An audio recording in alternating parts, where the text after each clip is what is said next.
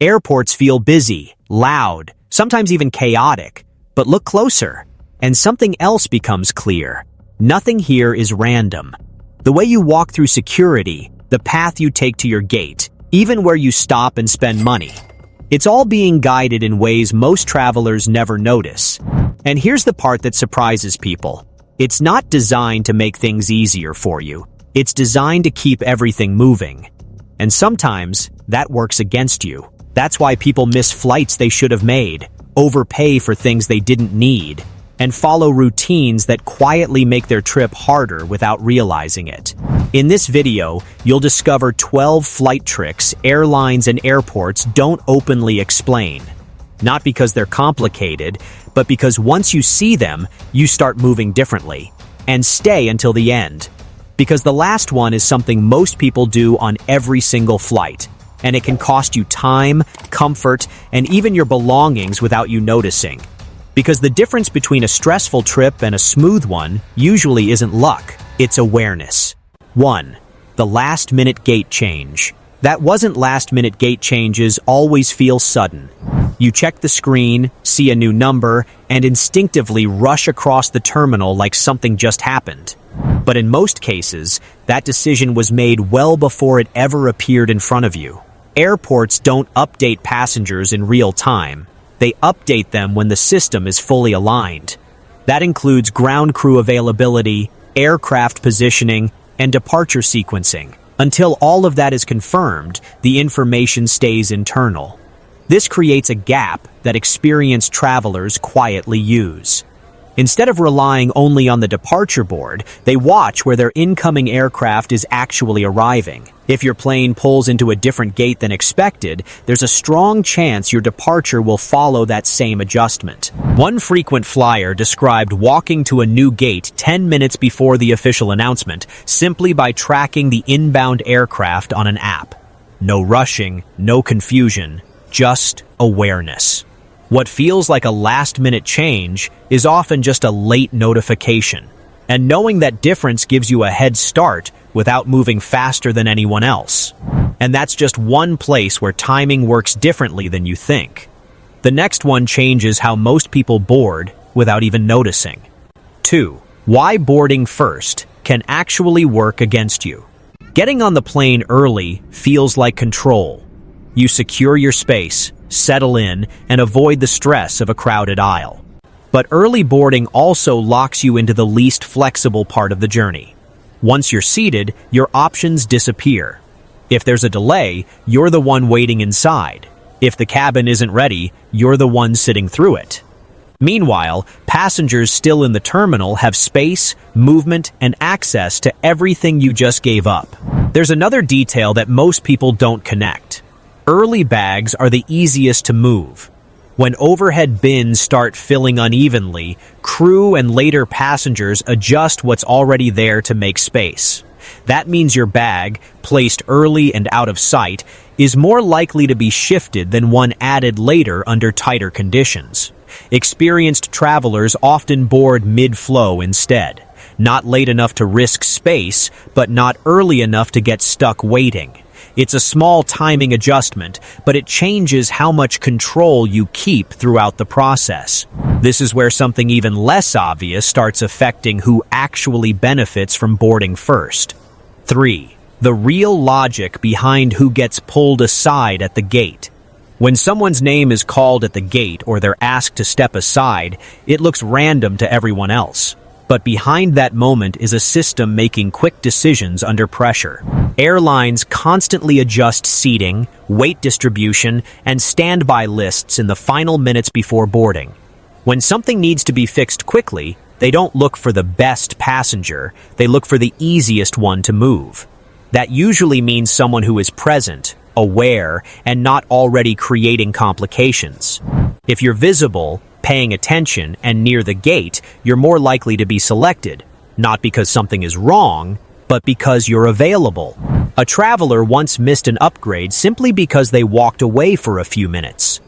Their name was called, no response came, and the opportunity moved on instantly. These decisions happen fast, and they don't wait. Being in the right place at the right moment isn't luck. It's awareness of how quickly the system moves when it needs to. But those decisions don't just affect upgrades, they shape how the entire boarding process moves around you. 4. Why boarding lines feel chaotic, and why that's intentional. Boarding lines often look disorganized. People stand too early, groups overlap, and the structure seems loose compared to how precise everything else is. It's easy to assume this is just poor management, but part of it is deliberate. Airlines understand that passengers don't like sitting still when they know boarding is about to begin, so instead of forcing strict order too early, they allow loose movement to reduce tension in the crowd, but that same behavior creates inefficiency. People cluster near the gate, block pathways, and hesitate at the scanner because they're not fully ready when their turn arrives. The system accepts this trade-off because it keeps passengers calmer overall, even if it slows the process slightly. Travelers who recognize this don't join the early crowd. They wait until the line starts flowing consistently, then step in when movement is smooth. It looks like they're boarding later, but in reality, they're avoiding the slowest part of the process entirely. Now, up to this point, it's been about how people move. But the next one shows how the system quietly manages space and why it catches most travelers off guard. 5. The overhead bin pattern. Most people never notice. Overhead bins don't fill evenly, even though it seems like they should. Most passengers instinctively place their bag directly above their seat, creating clusters of full space in some rows while other areas remain underused. Airlines don't stop this behavior because correcting it would slow boarding too much. So instead, they manage the imbalance after it happens. That's why space can feel gone much earlier than it actually is. Crew members begin redirecting bags or closing bins before every inch is used, simply to prevent delays from people searching for space. A traveler might see an empty section a few rows ahead, but by the time they try to use it, the process has already moved on. Experienced travelers adjust for this by placing their bags slightly ahead of their seat rather than directly above it. It feels like a small change, but it aligns with how the system actually fills, not how it appears from your row. If you travel even a few times a year, these small details are exactly what separate a smooth trip from a frustrating one. So make sure you're subscribed. Because from here on, it's not about space. It's about how decisions are made in seconds. 6. Why full flights still have empty seats. Hearing that a flight is full creates a clear expectation. Every seat taken, no flexibility. But once on board, it's common to notice empty spots scattered throughout the cabin. That's because full doesn't always mean physically full. It often means fully booked, based on expected passenger behavior, including no-shows, missed connections, and last-minute changes. Airlines build flexibility into that system by holding certain seats until the final stages of boarding. These seats can be used for operational adjustments, crew needs, or resolving seating conflicts without disrupting the rest of the cabin. That's why empty seats can appear even after a flight is declared full. For passengers paying attention, these moments sometimes create opportunities, like moving to a more comfortable spot once the door closes. It's not guaranteed, but it's far more common than most people realize, especially on routes where last-minute changes happen frequently. And those last-minute decisions don't stop there. They extend into who gets a seat and who doesn't. 7. The standby list isn't just about luck. When you hear someone is flying standby, it sounds uncertain, like they're just waiting to see if a seat opens up. But in reality, standby lists are structured systems with priorities that shift constantly. It's not a random queue. Factors like fare class, loyalty status, check-in timing, and even how easily a passenger can be moved all play into who gets cleared first. That means two people standing next to each other on standby can have very different chances, even if they arrived at the same time. What makes this interesting is how quickly those decisions change near boarding. If a flight needs to rebalance seats or resolve last-minute issues, agents look for the fastest solution, not the most fair one. A passenger who is present, paying attention, and ready to move can sometimes be chosen over someone technically higher on the list but not immediately available. That's why experienced standby travelers stay close, stay visible, and don't rely solely on the screen. Because when a seat opens, the decision happens in seconds, and the system favors whoever fits the moment best. But it's not just seats. Even your bag can trigger a completely different process without you realizing it. 8. Why some bags get pulled aside, even when they look normal. At security, most people focus on restricted items, liquids, sharp objects, electronics. But what often triggers a secondary check isn't a single item, it's how items appear together on the scan. Security systems look for patterns, not just objects. Dense clusters, overlapping electronics, or unclear shapes can all flag a bag, even if everything inside is allowed. That's why two identical items packed differently can lead to completely different outcomes.